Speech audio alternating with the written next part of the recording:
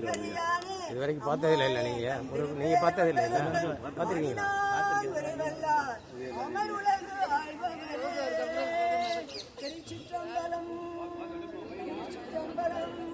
ஆரூர் அமர்ந்த அரசே போற்றி, திருவையாரா போற்றி.